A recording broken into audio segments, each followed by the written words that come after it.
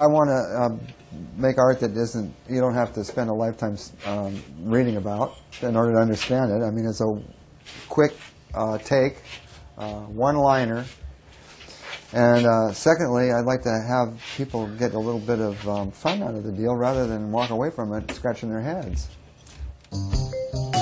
Welcome to Artist Express. Today we're at my house, and Billy King is going to introduce the what's to follow. To follow is about as easy as it looks. Yeah, I know. Shall I try again? Welcome to Artist Express. Today, start again. I just picked my nose. My ceramics, which are kind of provocative and adventurous, and I give up. To take you on a tour of the studio. Charlie, check for mail. Ah. A love letter and a check.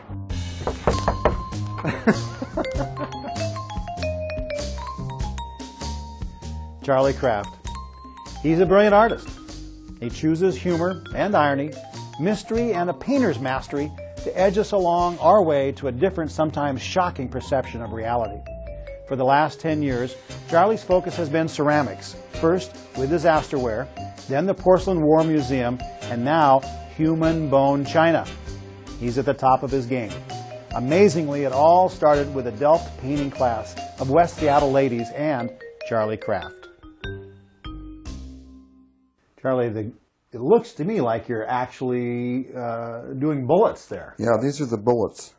So it's a variety of calibers. And you'll do what with those? Well, the idea in the beginning was to make a chess set out of them. And Really? Yeah. A Man Ray gun. Chess set. Because, Man Ray used to play chess. Right. Charlie, we're here in your studio. I see a lot of ceramic equipment. Is ceramics your only focus? No, not necessarily. But since about 1992, I've been teaching myself how to slip cast. Self-taught. Yep. Except for a brief interlude with a group of China painters over in the Wedgwood neighborhood of Seattle. Who taught you? They taught me how to do China painting, which is painting on pre-glazed dinnerware. Ah. But as far as just ceramics, I'm making other things besides ceramic objects. But this process is what? Known as slip casting, right? Yeah, this is slip casting. Where the clay is... The clay is poured into a plaster of Paris mold, and then it's let to sit briefly, and then the excess clay is poured out, just like you would make a chocolate bunny for Easter. It's exactly the same thing. So this is a switchblade knife the mold was made from a real switchblade knife. Oh, wow. And the clay goes in a hole, and then it's dumped out. Right. And then it's let to dry for about a half hour, and then you separate the mold and you pick this out. Charlie, so each piece then that I see, for example, on the wall is handmade by you here in your studio, correct? Correct. Charlie, this piece here says disasterware. Yeah. What's that? Disasterware was the name of the series of commemorative Delft kitchen plates that I made that were about natural and socio-political catastrophes. And I wanted to take the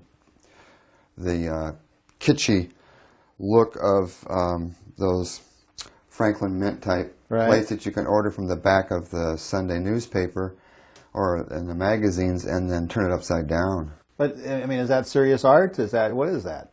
Well, it's an irony. And what is Delft? Delft is a style of blue and white decoration that was begun in Holland, in the city of Delft, which was the city that Vermeer lived in. I see. But am I correct in assuming that few people have taken Delft to where you've taken it? Yeah, I'm one of the only people in the world that makes fun of it. So you start out with disasterware in what, 92, you said? Yeah, 92. 92. But is this disasterware, or how did you get to the guns? Well, I began by concentrating on these catastrophes and then illustrating them on plates. Right. And I got the idea of collaborating with a Slovenian collective that I met on their visit to Seattle for a coca exhibition. I applied for a travel grant to work with them in Slovenia, and my project was to create 2 commemorative plates for their organization. This is during the time of the Civil War? This is the time of the Balkan conflicts. Uh-huh. Specifically, Sarajevo was under siege. And you went to Sarajevo? I went with them to Sarajevo as a tour photographer for their rock band. And so they were performing during the 2 free concerts in downtown Sarajevo at the National Theater. The day that the peace accords were announced, I was inspired to create the weapons because the Bosnian militiamen were... Are those the good guys or the bad guys? They're the good guys. They're the good guys. Were strapped, and means they were carrying arms. Right. And they were in the theater where we were, and so I was looking at their guns, and I thought they would be more interesting if they were made out of China and decorated to look like Ming vases, you know. But these are deadly weapons. How do you get a guy to give up a gun to make a copy? I was borrowing the guns to make the molds, and they finally told my middleman that I have to buy the guns. They're not going to just loan them to me. They're in the business. And I didn't have enough money to purchase the guns that I needed. So I had to sort of curtail my mold making in Ljubljana and then continue it here in America, where we have access to anything we need. It's more readily available. And that has the disaster? Well, that has the name of my shop is called Villa Delirium Delftworks. That's the name of my operation. I don't have it numbered, but I have it dated, so it tells you where it was made, what it was made for, and when. Was this insulting to the people in Slovenia? No, not at all, because the Porcelain War Museum project was premiered at the Defense Ministry headquarters. No way. The guys with the boots and the helmets and the... Yeah. They had a show of these? Yeah. Really? Yeah. That's where it was premiered. I was invited to go into the Defense Ministry and present my guns. Viva la Revolucion, I guess. It's good for art.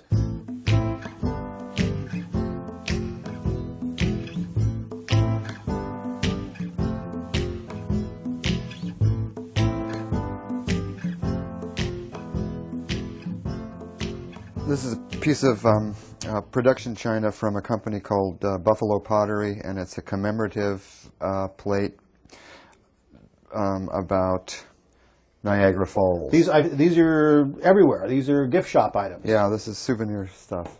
And what have you done with it? So what I've done is I've taken the genre and I've tweaked it a little bit so that you have the same kind of a message, but if you look closer, you'll see that like the ship in this particular plate is sinking, and there's the disasterware logo. Right. Let you know that there's a disaster somewhere in here. Then I've made a cartouche and put myself in there as a little sailor, and the motto is "Never look a gift shop in the mouth." Did you draw this one? Yes, I did. That's excellent. Excellent. Very nice. What else? This is just the same thing, except it's Pennsylvania. So you see these all the time. This is the plate that I made for that collective in Slovenia. What does Kunst mean? Art in German. Aha. Neue slowenische Kunst. It means Kunst. New Slovene art. And they're known as the Irwin Group? Well, the painters in this collective are called Irwin. There's 5 of them, and they all sign their paintings Irwin. And then there's a rock band that they've got called LAIBACH, and LAIBACH is the German name for the city of Ljubljana, which is the capital of Slovenia, which is in former Yugoslavia. And New Collectivism is their graphics department, where they do book design and other kinds of design on spec for people that come to them. And then Sipia Nache Sisters Theater is a group of actors. And are you a member of this group? No, I'm a citizen of their trans-global borderless state and time. And anybody can become a citizen because they've sort of amped up their idea of a collective and turned themselves into a state. And it's a state of mind. And you can get a passport, and anybody is welcome to become a citizen of their state of mind. And then another version of the plate that I made for the NSK group is this one. And this is NSK State. And there's 3 different languages here. In English it says, "Art is fanaticism that demands diplomacy." Excellent, excellent. And this character here is a Austrian Jäger dude. Jäger means hunter. And so he's just sort of like this, like Alfred E. Newman character. Oh, my God.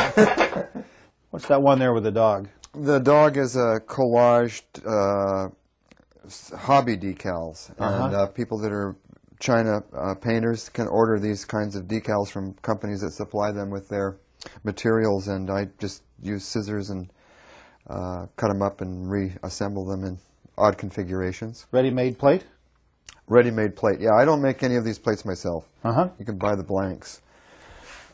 This is bisqueware. Remember I told you that this is the second stage of the operation? Right. And these are fragment grenades in the bisque stage. And they've been fired once, they'll have to be cleaned up, and then I'll paint them. You're going to paint them. And then I'll spray a glaze on them, and then they'll go back in the kiln, and they'll come out looking like this.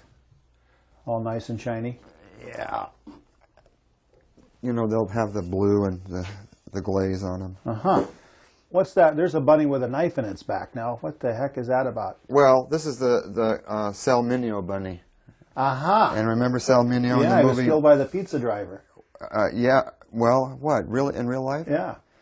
Well, in the movie Rebel Without a Cause, he was the guy that had the switchblade. That had the switchblade that gave it to James Dean for that rumble scene up at Mount Palomar Observatory. And in real life, he was actually killed with a knife, stabbed in a garage in North Hollywood. By a pizza guy. Apparently. This is one of those rounds, you know, that I was making in the other room, except it's a bigger size. And here's another rifle grenade, similar to what they're using right now in Iraq, Iraq. So this is Porcelain War Museum project. A material, they call it. And tell me what Kohler is and what you did there. Kohler is the world's biggest toilet factory, and it's in Sheboygan, Wisconsin. You mean like toilet, like ceramic? Yeah, plumbing fixtures. Would you have a residency or a grant or something? They have an artists industry program, and they invite artists to come in and do projects there inside the factory. You can't tell me that you were building grenades in the Kohler water closet factory, can you? No, because when I arrived, Columbine had just happened. Columbine High School? Yeah, the massacre. And so my pitch to them was rejected. And I wanted to make guns because I was having that show at the Slovenian Defense Ministry headquarters, and I wanted to use the factory to build up my inventory and variety of weaponry. Right. But they didn't want to have the corporate image sullied by this gun making that I had proposed, so they told me nix on the guns. And I ended up What did you make there? Making skateboards. So to get around the gun deal, wow, I found an old skateboard and recreated it in vitreous porcelain, which is this industrial, hard, almost glass clay body that they use at the factory, and then painted like a gun on the skateboard. So as long as I'm not making anything that resembles a gun, I can still use gun imagery on a skateboard. So this is part of how you became popular with the punk and the skateboard set. Yeah.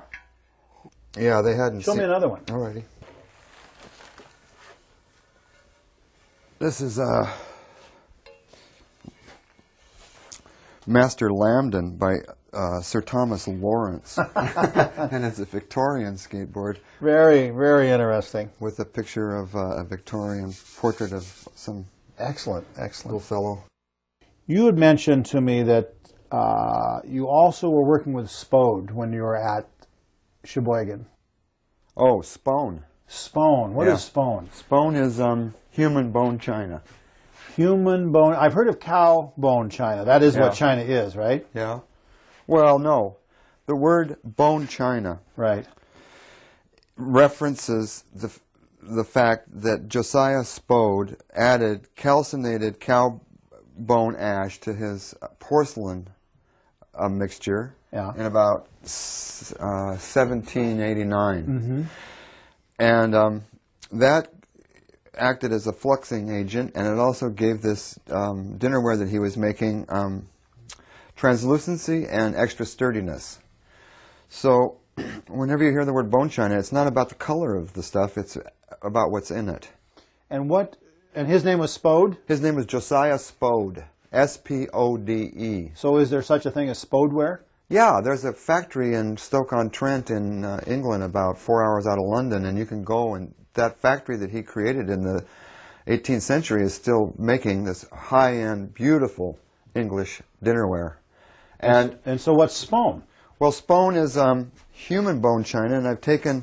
Human bone china. No, has anybody ever done that before? Not that I know of. Is it legal? It's legal, I believe, in every state except maybe California, where you're not allowed to scatter ashes. I see. And is this piece made out of human bone china? Yes.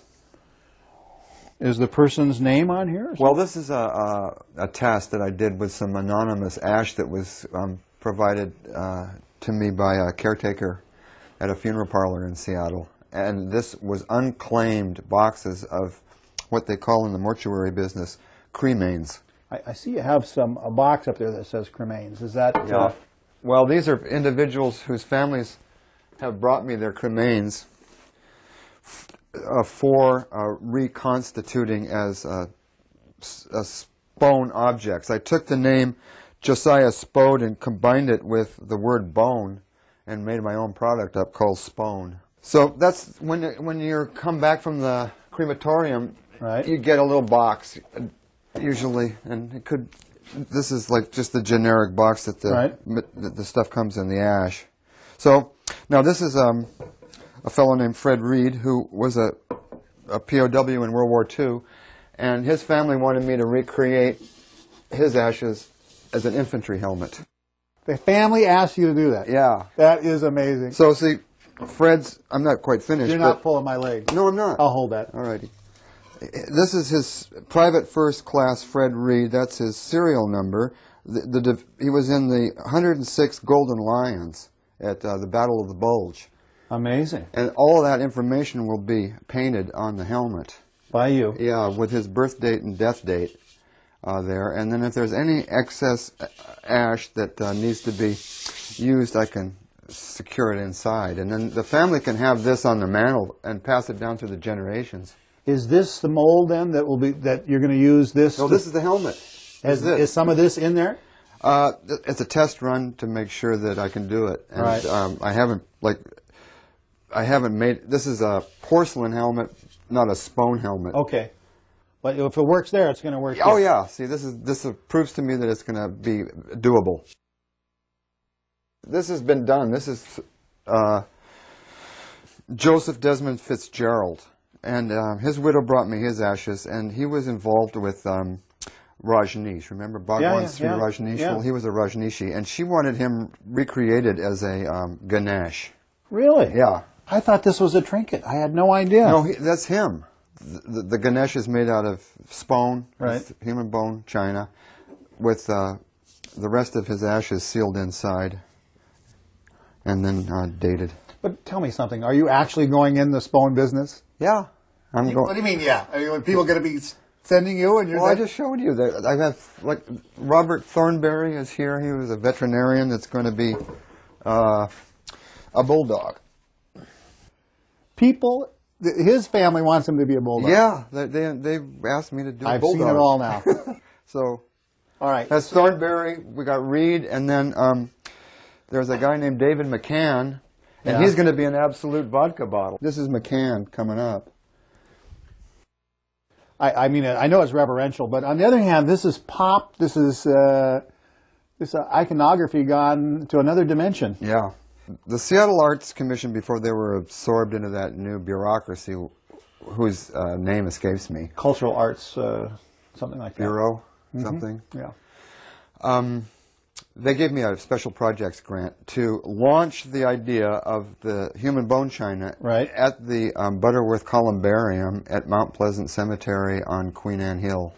On Friday evening, we'll have not only the Spone to see, but also 3 musical interludes and a video I made in India of the open-air cremation pits in Benares. And these have been in operation for 2,000 years. Those fires have never gone out. And I made a movie with 2 other guys 2 years ago, and we got a special permission from the chief of police of the city of Benares to get into the pits and film a cremation, the Hindu, ritual cremation. You know, some people might say that this seems irreverent, but what do you think? I don't see what would be irreverent about it. It's the wish of the family of this deceased person to have his cremains reconstituted as this bulldog, which sat on his desk for 20 years. It was a piece that his wife had made in a class that she took, and he liked it, and they gave it to me, and their idea was that I could remake it with his cremains. And that's what they want. You seem reverential about their wishes. Is this an American way of death? This is pretty much American, because I don't think that taking crematory ash and reconstituting it as bone china has been done in any other place except Seattle, and I'm probably the first guy to do it, although the Chinese have a tradition of using human crematory ash as a glaze medium. So that's been done before as a glaze medium, but never as a clay body itself. I would say that in America we have this sort of taboo about the subject of death, and I don't quite know why. It's sort of a subject that seems to be not discussed as openly as it is in other places. I think that maybe the attitude will be changing in the next century. Charlie, have you given any thought to how you would do your ashes? Yeah, I have, Billy, and I want to be, when I go, Mickey Mouse's hand. Oh, that's sick. That's nice and Really? friendly and wonderful. You have to be careful, because that could happen.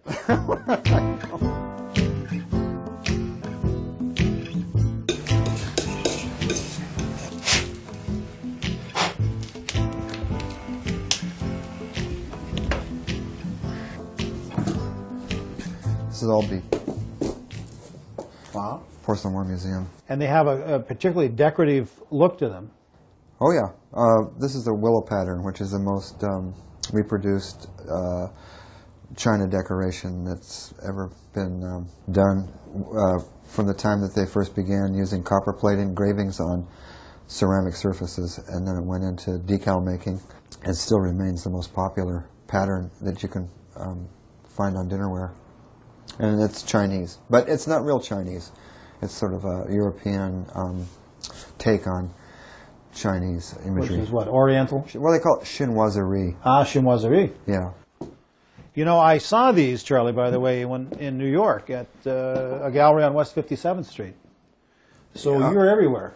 Well, I'm around, that's for sure. But what about, in general, this loaded imagery of the gun?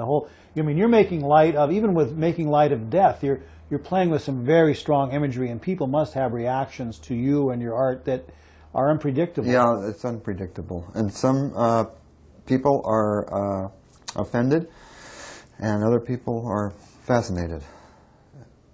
But I get both reactions.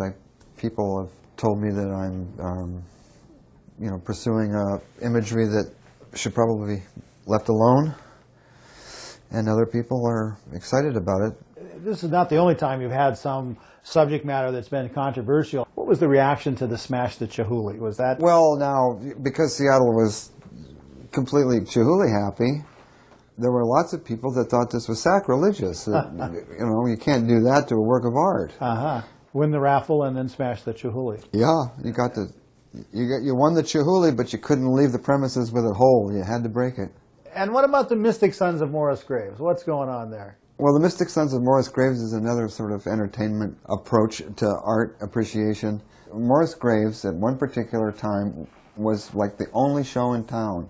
He and the Northwest Mystics were in sort of had a hammerlock on the galleries back in the 60s and through the mid-70s. And we wanted to bring them back, sort of like modeled after the Shriners, the Shrine Temple, right? All men's fraternal organization. Right. And we made trading cards, ashtrays. We had a tape of Sing Along with Morris Graves. I never heard that. Oh, watches, of which I've got one on right now. Oh, yeah, you're wearing your Sons of Morris Graves? Yeah. Mystic Sons. Mystic Sons. Okay. And it's, he actually got behind the whole idea and provided us with some interesting kitsch that was turned into product. And the portable art museum? The Metropolitan Museum, Mobile Museum. That was my retrospective. We got a moving van, and we went in there and drywalled it. We ran track lighting down the top and hooked up the track lighting to a generator. Got a runner, a nice oriental runner, and put that in there, a desk, hired an actress to sit behind the desk and pitch attitude to everybody that came aboard to look at the art that we hung on the walls of the moving van. And you parked it right in front of the... And we drove it downtown, right to the section of Seattle where all the galleries are. Right. We paid to have it in the lot all day long. Right. And then we proceeded to let people come aboard and look at 20 years of my work, and we called it Charlie Krafft, The Happy Years.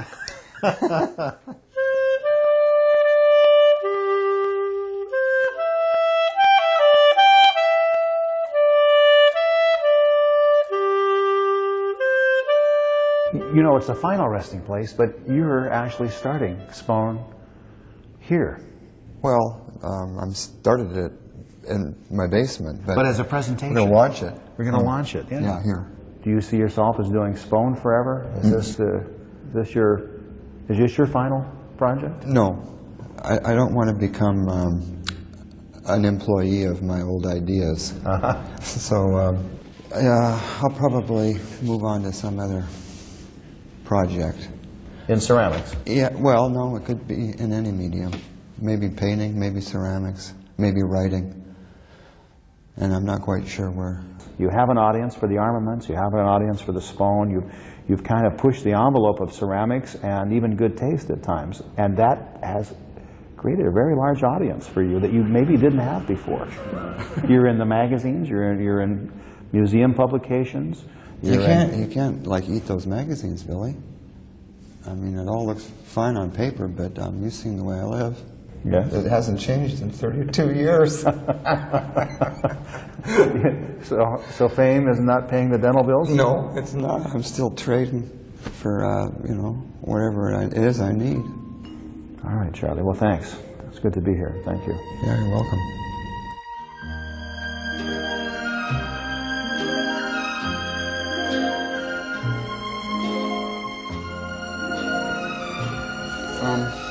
But this is a ceramic porcelain figurine that has been draped in real lace, and they call this technique lace draping.